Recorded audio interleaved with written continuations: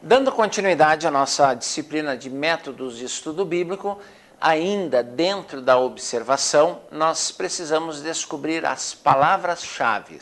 São palavras que resumam o texto ou mostrem claramente o assunto abordado. Exemplificando, 1 aos Coríntios capítulo 13, a palavra-chave é amor. Se nós formos falar de salvação, nós temos alguns capítulos em Romanos, justificação, Romanos 6. Enfim, existem palavras que são descritivas ou que resumem o texto ou o assunto de uma forma muito clara. E essas palavras têm que ser descobertas, identificadas e observadas claramente. Considere também comparações e contrastes. A Bíblia usa muito, as parábolas, na sua maioria, são comparações, mas há momentos que existem contrastes. Contrastes são evidenciados para que o assunto se torne claro.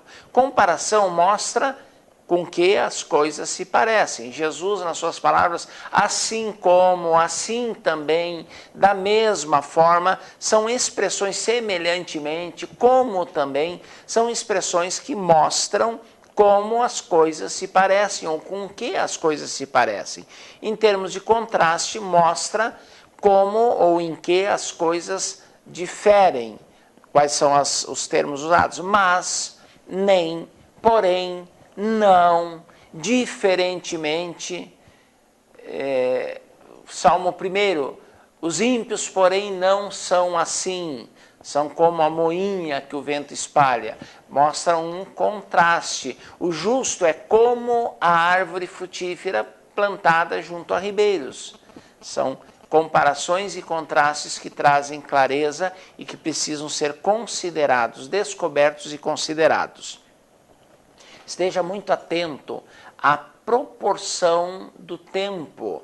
Nós temos aqui um gráfico muito simples do livro de Atos dos Apóstolos. Quando você lê Atos dos Apóstolos, parece que as coisas aconteceram numa sequência muito rápida. O capítulo 1 de Atos dos Apóstolos transcorreu ao longo de 50 dias. É um período de tempo considerável. O capítulo 2, ele acontece todo num único dia. Aí nós temos capítulos 3 a 8, foram 2 anos aproximadamente. Do capítulo 9 ao capítulo 12, o período de tempo transcorrido foi em torno de 9 anos. Capítulo 13 e 14, 1 ano e meio. Capítulo 15 de Atos aconteceu em alguns dias, não podemos precisar quantos, mas foram poucos dias. Capítulo 16 até o capítulo 18, versículo 22, 2 anos e meio aproximadamente. Do capítulo 18, 23 até o capítulo 21, 15, passaram-se 4 anos. E do capítulo 21, versículo 16 até o final do livro, mais 5 anos. Então, se você fizer a conta, nós temos o livro de Atos dos Apóstolos, vamos pensar só apenas em anos. 2 anos mais 9 são 11, mais 1 ano e meio são 12 anos e meio, mais 2 anos e meio. Nós vamos para 15 anos, nós vamos para 19, nós vamos para 24 anos. O tempo que transcorreu na história, na narrativa de Atos dos Apóstolos. Muda aquela ideia de alguns dias, de sequência rápida, para, vamos arredondar por cima, 25 anos. É uma visão completamente diferente e significativa na hora de você ministrar um ensino ou estudo da palavra de Deus. Anotar todo e qualquer tipo de repetição que houver no texto. Palavra-chave, o número de repetições, os versículos onde se vai fazendo esses gráficos, vai trabalhando com esses gráficos que tem aqui. Você terá uma visão maior, mais ampla do texto. Visualize os verbos. Verbo mostra o que é ação. Viajar, caminhar, falar, amar, escrever, orar, pregar. Todo e qualquer verbo deve ser anotado. Verbo denota ação. É importantíssimo na observação do texto. Aí nós vamos para a segunda palavra-chave, que é a interpretação. Você observou, agora você vai interpretar o texto. O que é a interpretação? Trata-se de traduzir, de entender o que o texto diz. O que significa isso? O que significa? O que isso quer dizer? Procure um bom dicionário, procure na internet os sinônimos de palavras de significado duvidoso ou incerto, ou desconhecido. O que significa? Segundo, qual é a mensagem contida no texto? Qual é a mensagem, a síntese da mensagem? Outra perguntinha que você vai fazer, qual é a ideia dominante? Qual é o pensamento-chave nesse texto? O que se evidencia no texto? Outra, qual é o propósito do autor? Alguns autores colocam o seu propósito. João diz, o que foi escrito para que creiais que Jesus Cristo é o Filho de Deus. O propósito é claro. Paulo, em algumas cartas, ele diz o porquê ele está escrevendo. Carta de Paulo aos Coríntios, a primeira carta, eu vos escrevi porque entre vocês está acontecendo contendas e problemas. O propósito é corrigir isso. Em algumas, o propósito é subjetivo, você tem que descobrir.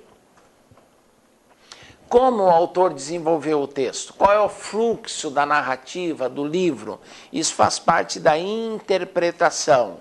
Outra coisa, quais são os princípios aplicáveis à nossa época? Vamos pensar num detalhe, no lava-pés. Quando Jesus lava os pés dos apóstolos, viviam em cidades onde não havia calçamento, não havia asfalto, eram estradas de chão empoeiradas, não se tinha sapatos fechados, eram sandálias abertas. As pessoas chegavam na casa, os pés estavam sujos, estavam inadequados para sentar-se nos tapetes. Raramente havia cadeiras, sentavam-se em tapetes ao chão, iria sujar o chão. Então, o lavar os pés era uma questão de higiene dentro de um contexto da época. E quando Jesus diz, assim como eu fiz, fazei vós também, existem denominações hoje que pelo menos uma vez por mês, todos os membros lavam os pés uns dos outros. O cristão lavar seus próprios pés é questão de higiene, deve ser diário. Mas a questão de lavar os pés uns dos outros era cultural. Não tenha, você vai prestar um serviço humilde para alguém, você está lavando os pés. Uma certa pessoa hospedou um missionário na sua casa e o missionário chegou depois de uma viagem longa e caminhou bastante também, embora estivesse viajando de carro, caminhou bastante e os seus sapatos estavam sujos e empoeirados sem brilho. Essa pessoa, quando o missionário foi dormir, deixou o seu sapato do lado de fora, junto à porta da casa. Essa pessoa pegou o sapato, limpou, engraxou, lustrou, deixou brilhando na porta do quarto. É o lavar os pés. Por quê? Porque tem a ver com os princípios, não com a ação em si. Quais são os princípios aplicáveis à nossa época? Isso é interpretação. Essa interpretação precisa ser muito clara, muito precisa, porque senão nós vamos ensinar heresias ou coisas fora do contexto. A questão de 1 Coríntios capítulo 11, quando fala de véu e de corte de cabelo, está falando de um contexto cultural, no qual as mulheres todas, e ainda hoje no Oriente, principalmente no Oriente Médio, as mulheres cobrem, mulheres casadas, mulheres de família, moças de família, cobrem a partir da puberdade, usam véus para cobrir o seu cabelo. E as prostitutas cultuais rapavam as suas cabeças, não usavam véu e rapavam. Paulo está dizendo o quê? Para as mulheres em Corinto. Vocês devem usar o véu. É decente, é aceitável cultural e socialmente. O que não, nós não usamos por razão religiosa. É por razão religiosa? Rapa a cabeça. Não, porque aí são as sacerdotisas dos cultos da fertilidade, as prostitutas cultuais que rapam a cabeça e para nós é feio. É feio rapar o cabelo? Usa o véu. Paulo não está falando do comprimento do cabelo da mulher. O princípio é a decência. O princípio é a identificação com maus hábitos, com maus costumes. Você pode usar e eu sei que o assunto é polêmico, mas você pode usar em alguns países na Europa, França, por exemplo, na praia o topless é plenamente aceitável, é normal. É o mesmo conceito, o mesmo princípio. A mulher é cristã, ela vai para a praia, ela vai expor, vai desnudar o seu corpo. O princípio do véu aplica-se aqui. É tão simples. E existem pessoas que trazem a prática, o costume engessado e tentam contextualizar. O princípio se aplica, a prática não. E o lava-pés é uma prática que não tem nada a ver com os nossos dias. O prestar um serviço humilde, ok. Lavar os pés está totalmente descontextualizado. O uso do véu hoje está totalmente descontextualizado, a não ser no Oriente Médio. Então, uma missionária que vá para um país no Oriente Médio e não use o véu, ela vai estar se identificando com mulheres liberais, com movimentos feministas ou com prostitutas. Então, a questão cultural, o contexto cultural é um, o princípio é outro. O princípio se aplica? Ok.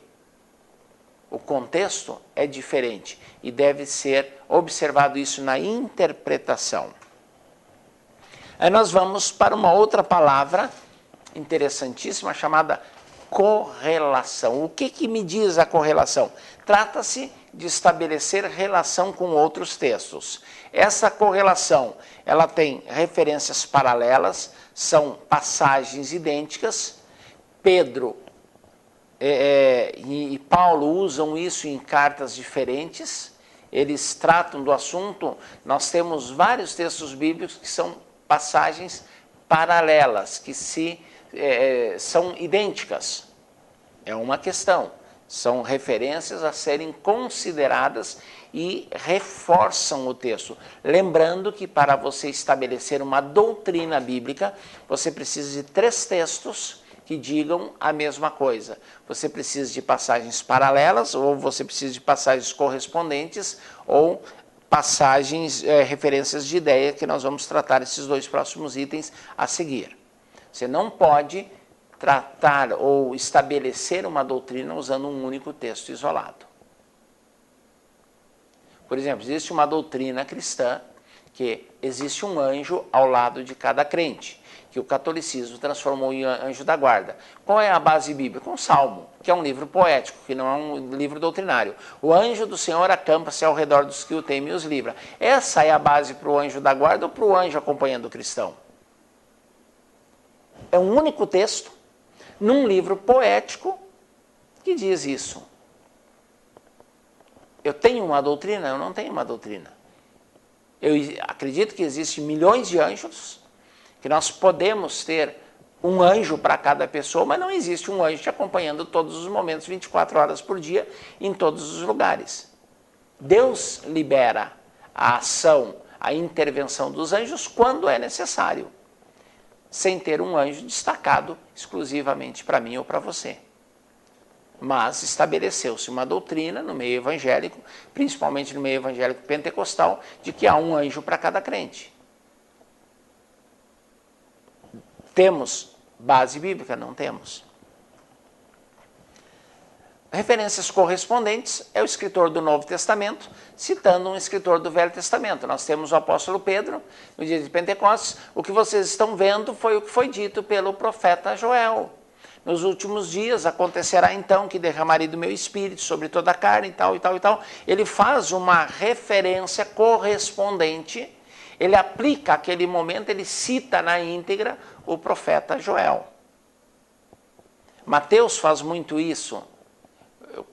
O que foi dito pelo profeta, e tu, Belém Efrata, de modo nenhum és a menor, e Raquel que chora pelos seus filhos, ele vai citando textos do Antigo Testamento ao longo do seu evangelho. E depois nós temos referências de ideia, quando os escritos que mostram o mesmo pensamento sobre o assunto. Fala com palavras diferentes, mas a ideia é a mesma. Então, isso é correlação. Contextualizar, correlacionar, montar o quebra-cabeças dentro do texto bíblico e da Bíblia como um todo. Correlação é muito importante para se ter um estudo e um ensino genuinamente bíblico. E aí nós vamos para uma terceira parte extremamente importante, uma quarta palavra extremamente importante, que é a aplicação. A aplicação é trazer o texto para mim mesmo, em primeiro lugar, provocar a transformação, a mudança, o aperfeiçoamento. E depois eu vou aplicar aos meus ouvintes, ou sugerir essa aplicação, conduzir essa aplicação, induzir a essa aplicação na hora que eu estiver ministrando a palavra. A aplicação, ela se dá de que forma? Em primeiro lugar, antes de mais nada, na aplicação, ouça a voz do Espírito Santo. Deixe o Espírito Santo falar com você. Deixe o Espírito Santo cochichar ao seu ouvido. Deixe ele conduzir você de acordo com o texto estudado, com o texto em questão. Segundo, seja pessoal. Eu, mim, comigo. A aplicação, em primeiro lugar, não é para os outros, é para mim. Há uma ilustração que alguns pregadores usam da pá e da enxada. A pá você pega e joga. É pôs outros, pá ele, pá a igreja, para os outros. Joga, a enxada puxa. A enxada traz para perto. Na aplicação é assim, você traz para você. Para mim. Sou eu, não são os outros, é eu. Deus vai falar comigo.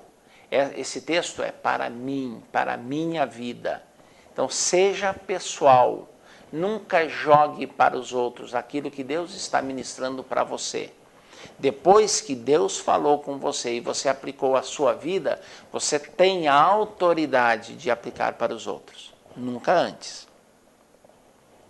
Não use desculpas para fugir a uma aplicação pessoal. Isso não tem nada a ver comigo. Isso, se o Senhor falou e se o texto trata de princípios e de doutrinas, de valores, de comportamento cristão, de comportamento ético, de comportamento pessoal, familiar, social, não fuja e não use desculpas. Aplique a sua palavra. Entenda e receba como sendo para você. Não fuja da aplicação. Outro detalhe, coloque a aplicação em prática. Não adianta apenas ouvir. Esses estão pior do que todos. Ouvem e não praticam. E o que Jesus disse sobre as duas construções? Sobre o homem sábio e o homem nécio ou tolo, de acordo com a versão? Aquele que ouve as minhas palavras e coloca em prática é como o construtor sábio que edificou a sua casa sobre a rocha. Casa está pronta, aí vem a tempestade, ventos, chuva, rios que transbordam, mas a casa está alicerçada. Por quê? Porque ele praticou as palavras que ouviu. E o tolo, o nécio, o imprudente, ele ouve a palavra e não pratica. Não tem alicerce. Quando vem a mesma casa, o mesmo tipo de construção, o mesmo material, não há diferença. A única diferença é na base. Um ouviu e praticou e aplicou. O outro ouviu e não aplicou. Acontece que quando vem a tempestade, quando vem a chuva, quando vem o vento, quando os rios transbordam, não sobra nada. Por quê? Porque não praticou a palavra. Você não quer ser levado pelas correntes teológicas, doutrinárias, visionárias, pelos costumes, pelas práticas, pela nova moralidade, que na verdade é uma imoralidade, pelos novos conceitos. Se você não quer ser levado pelas correntes de uma sociedade, de um mundo pós-moderno, você precisa não apenas ouvir, você precisa praticar a palavra. O que te dá estabilidade espiritual, que te dá estabilidade moral, social, familiar, é a prática da palavra, não ouvir. Então aplique a palavra. Quais são as aplicações sugeridas pelo próprio texto? Existem aplicações diversas.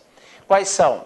Exemplos a serem seguidos. Assim como, assim também, fazei vós. Há vezes que esse conselho, esse exemplo, ele é muito subjetivo, mas está ali. E na aplicação, eu tenho que fazer a aplicação e tenho que sugerir a aplicação quando estou ministrando. Existem ordens a obedecer? Há textos que têm ordens claras, diretas, objetivas. E eu tenho que obedecer, me dispor a obedecer. É a aplicação do próprio texto. Por exemplo, orai sem cessar. Irai-vos, mas não pequeis. São ordens. Revesti-vos do Espírito, são ordens. E eu tenho que colocar em prática. Erros a evitar. Um dos textos que me vem à mente agora, lembrai-vos da mulher de Ló. Por quê? Porque a mulher de Ló cometeu um erro de olhar para trás, de desobedecer uma ordem e de olhar para trás. Foram, na realidade, um erro duplo. Ela desobedeceu uma ordem, vai para o monte e não olhe para trás. Ela desobedeceu. Segundo, estava saindo de um ambiente pecaminoso, corrompido, deturpado, depravado, saindo dali, mas o seu coração não tinha saído. E os nossos olhos voltam-se para onde está o nosso coração. E ela olha para as coisas que ela está deixando de uma forma compulsória, mas que não havia deixado no seu coração. Erros a evitar, faz parte da aplicação. Pecados a abandonar. É muito claro, os textos são muito claros. Nós temos promessas a esperar. Deus nos faz promessas na sua palavra, e aí o contexto dentro das normas de hermenêutica e o estudo vai dizer se essa promessa é para mim ou não. Há promessas que foram feitas exclusivamente para o povo judeu. E aí o crente muitas vezes tem o hábito de trazer para si as declarações de Deus que são para o povo judeu. Quando Deus fala de não toqueis nos meus ungidos, Deus não está falando de pastores. E a maioria dos pastores gosta de aplicar esse texto a si próprio. Não sou ungido de Deus, não toque em mim. A Bíblia está falando do povo de Israel. Especificamente, quando a Bíblia fala de menina dos olhos de Deus, não está falando de igreja, está falando de Israel. Não está falando de indivíduo crente, está falando do povo de Israel. Quem toca em Israel, toca na menina dos olhos de Deus. Então, não são promessas para mim, são para o povo judeu. Isso tem que ficar bem claro. Conceitos novos a respeito da pessoa de Deus. Novos porque eu não os conhecia, mas são eternos. E, enfim, uma infinidade de coisas que eu posso e devo aplicar no estudo bíblico que o próprio texto me sugere. Quais são as 4 palavras? Nós temos observação, que é o papel do investigador, que está investigando, observando atentamente. Nós temos a interpretação, que é o promotor de justiça, que interpreta os fatos. Nós temos a correlação, coordenar, correlacionar, estabelecer paralelos ou contrastes. E depois nós temos a aplicação. São 4 palavras extremamente importantes em métodos de estudo bíblico. Você só estuda a Bíblia com eficiência se antes de estabelecer qual o método você vai usar, você observar essas 4 palavras que, repito, são extremamente importantes. Observação, interpretação, correlação e aplicação. Fundamental.